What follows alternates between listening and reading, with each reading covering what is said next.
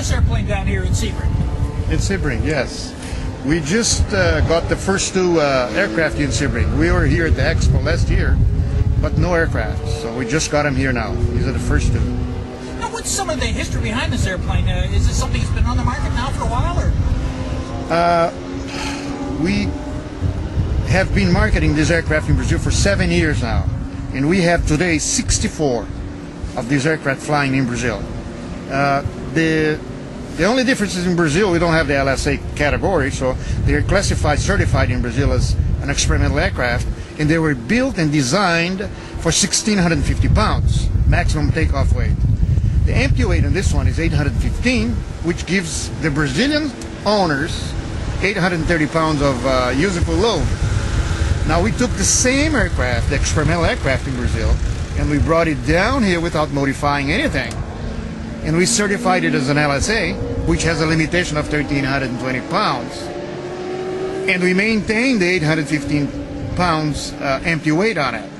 So that gives you a smaller payload than it is in Brazil. So you get 510 payload on this one, okay, as an SLSA.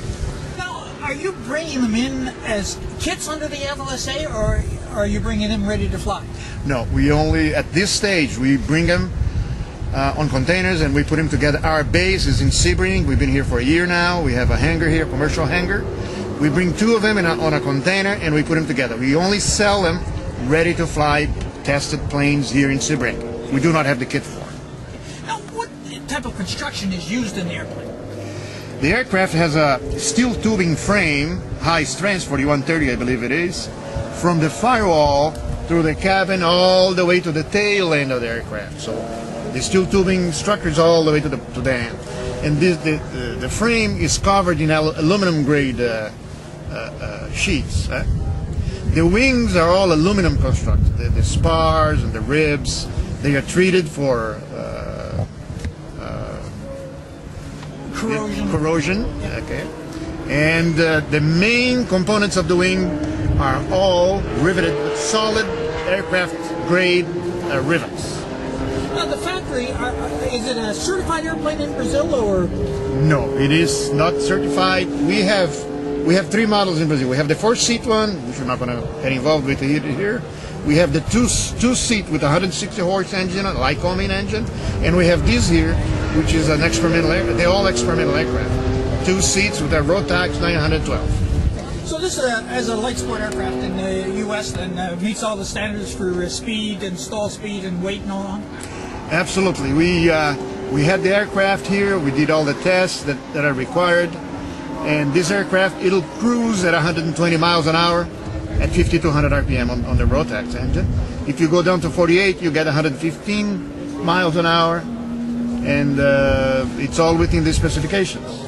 Now, has it gone through the process now? Is it a light sport aircraft in the United States? Yes, we went through the process, and the FAA granted us the certification on the 10th of January, a few days ago. This is when we got it. And we have it at the Expo here, as an SLSA aircraft. Okay. Now, let's talk a little bit about performance. We're powering this with a Rotax 912.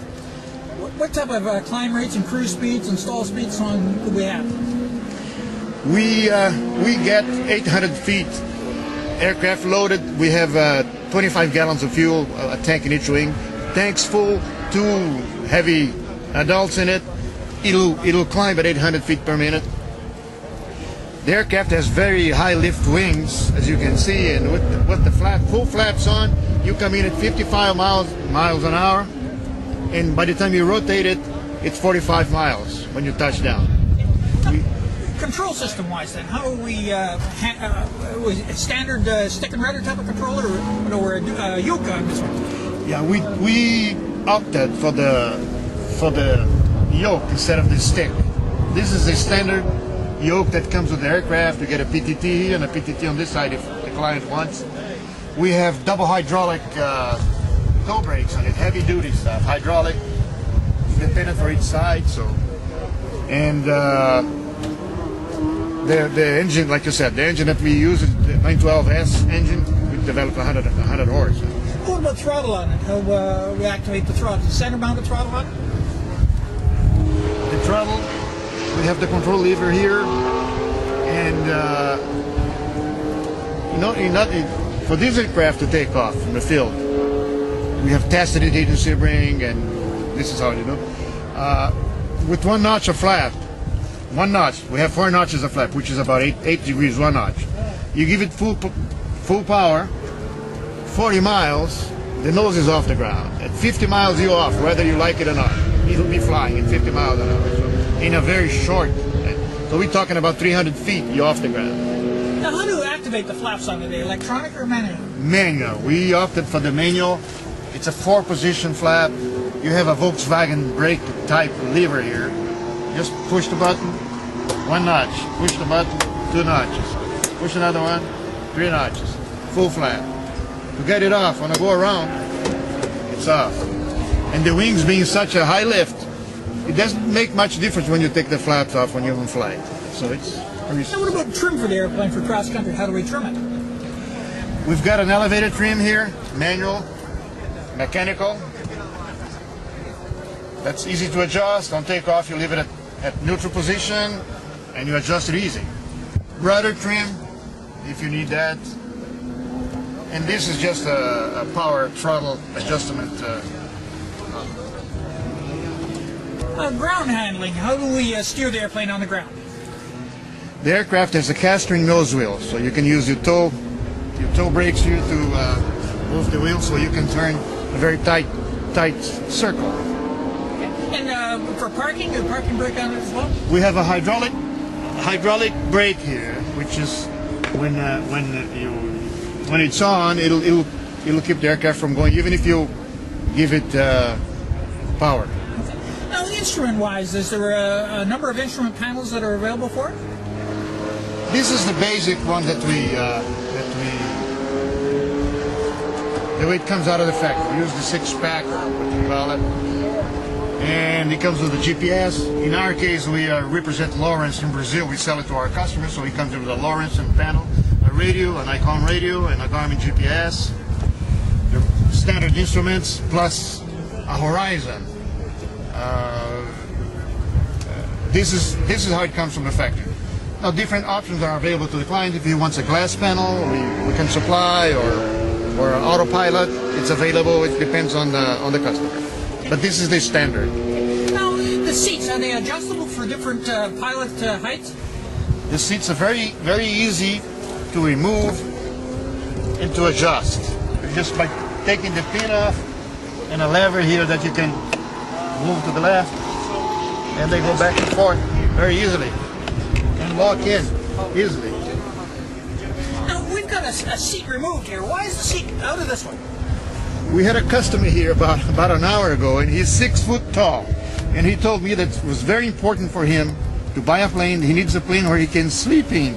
I didn't quite understand why, but because he flies places and he wants to sleep on his plane. So we took the seat off and we put a mat here so he could lay down. And it did fit him good. And he's 6 feet tall. And he was very happy about it. He told me he's going to come back here to get a plane. Yeah, you've got a lot of storage compartment back there too. I mean, you've got golf clubs and everything back there. Absolutely. You can carry 2 golf bags in the back there. Easily. As a matter of fact, we had 2 there. We have one here. Like I said, this aircraft has a payload in Brazil of 830 pounds. This here, I'll leave it to your imagination to figure out what that is. But that's in Brazil. In Brazil, the plane, its maximum takeoff weight is 650 pounds. It's registered as an experiment. Okay, so if somebody wanted to get more information, how do they get hold of you guys? Okay. We are Paradise, USA. We are located in Sebring. We have been here at the Sebring Airport for 1 year now. We have a commercial hangar, and this is where we sell our aircraft, and this is where we service. This is where we're going to take care of our customers.